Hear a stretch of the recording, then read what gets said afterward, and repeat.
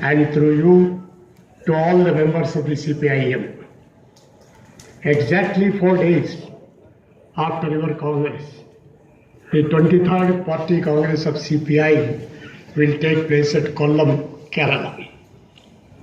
We are meeting at a very critical period in the socio-economic and political life of our country, and an adverse international situation.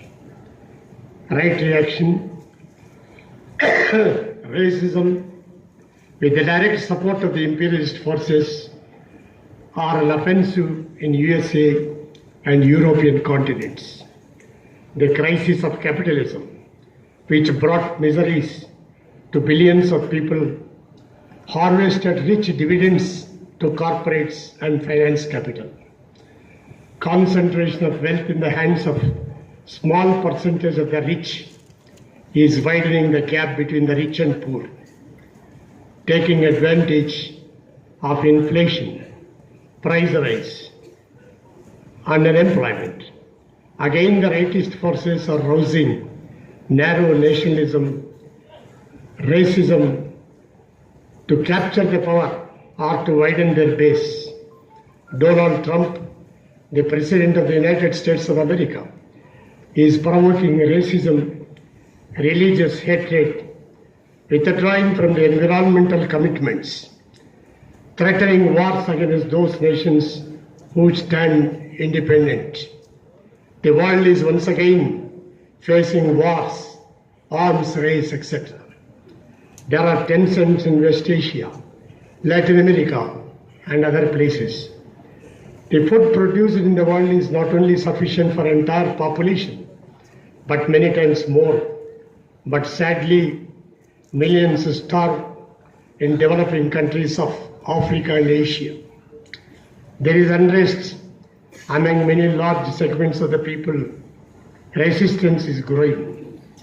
The coming period will be a period of severe battles of people against inequality and injustice.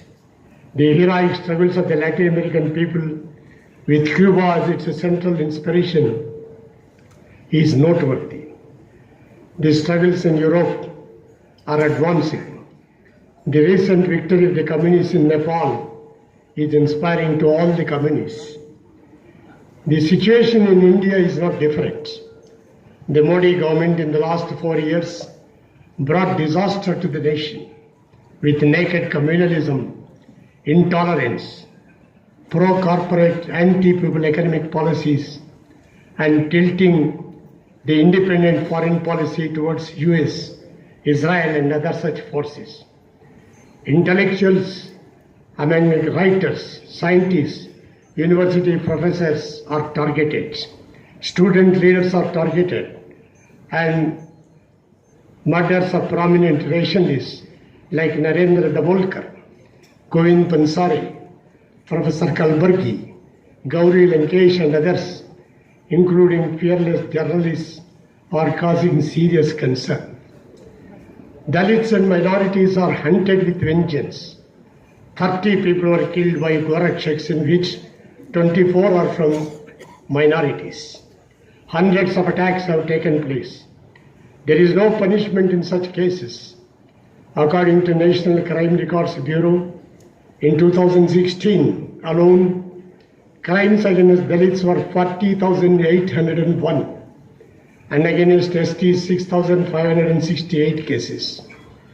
In 1 year, 786 Dalits were murdered, and most of these cases are from Madhya Pradesh, Rajasthan, Uttar Pradesh, and Gujarat, all BJP-ruled states.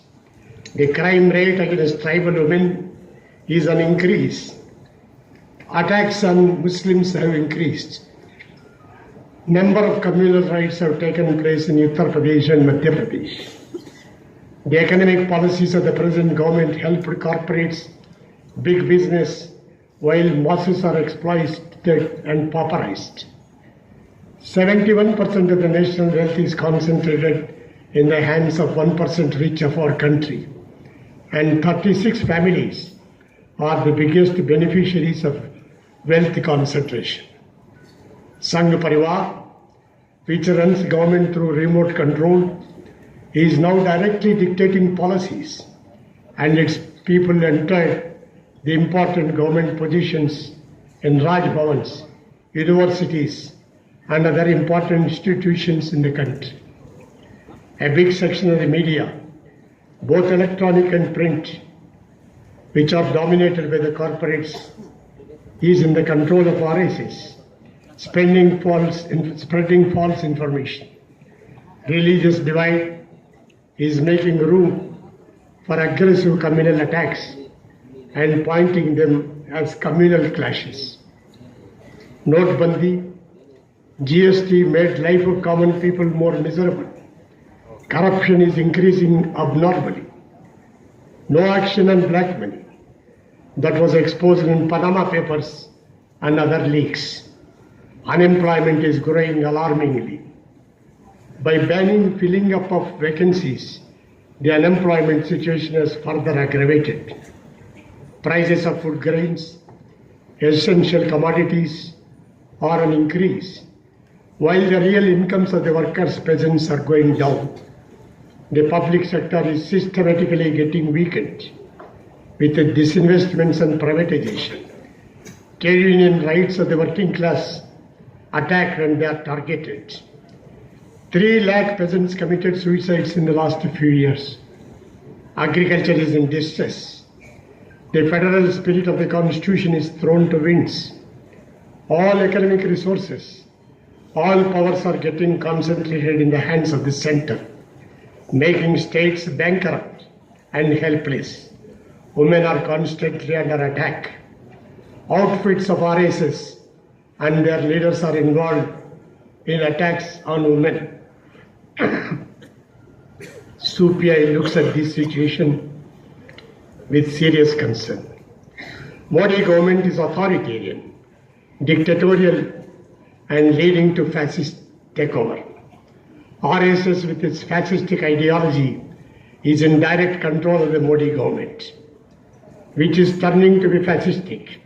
Hence, left needs to unleash more massive and militant struggles to bring relief to different sections of the people in the country and counter the fascistic offensive.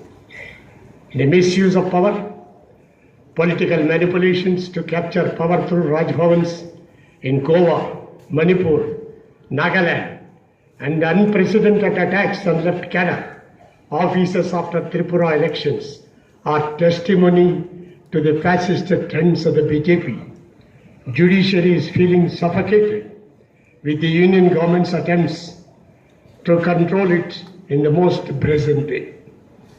There is a resistance from different sections of the people against this onslaught of the BJP and RSS.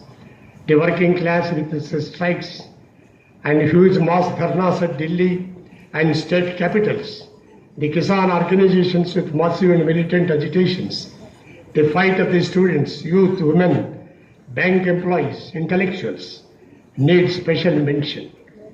These struggles are to be widened.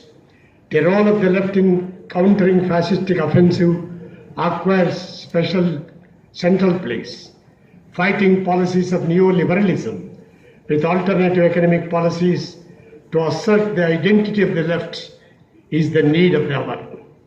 The left and left mass organizations have to continuously conduct mass struggles to project alternative to neoliberalism based on pro-people economic policies.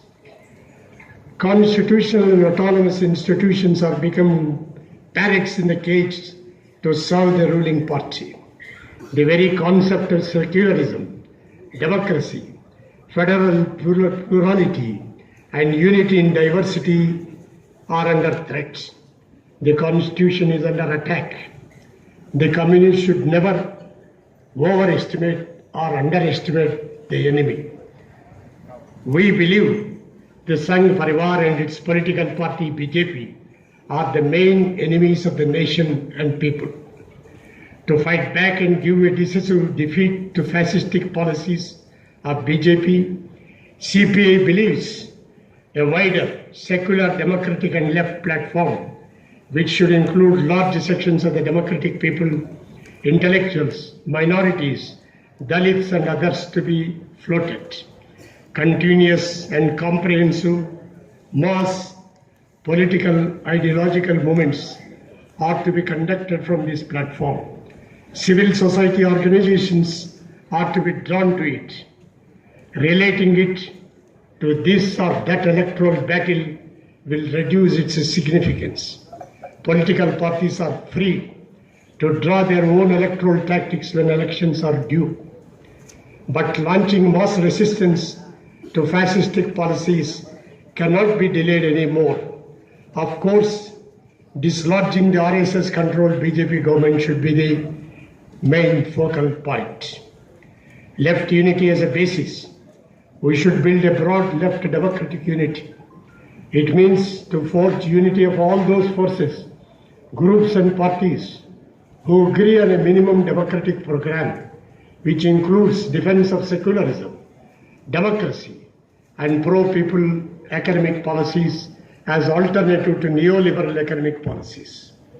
The historical victory of the communists in Nepal and their decision to unify the CPI-UML and Maoists is inspiring to all those who wish the communist unity. The left has got bigger responsibility in leading the political battles to free the country from the anti-worker, anti-peasant, anti-people, right reactionary, communal, fascist government. Left unity is more essential today than ever in the past. The left bases in West Bengal, Tripura and Kerala and other states are the target of the BJP and communal forces. This should be defended and expanded at all costs. The left is launching many agitations and struggles throughout the country from local to national level. The unity of the left is further to be strengthened. Only left can lead the nation along with the democratic forces with alternative policies to come out of the present crisis. I am sure you will discuss all these issues and come out with concrete program of action. We assure our cooperation in the giant struggles and in the unification of the communist movement in the country with concrete program and ideological basis. Once again, I extend revolutionary greetings and hope your 22nd Party Congress will chalk out a path on the basis of Marxism-Leninism and objective realities of our country that will help all of us in achieving the goals we cherish. Long live Marxism-Leninism, long live the communist unity, long live the left unity. Thank you very much.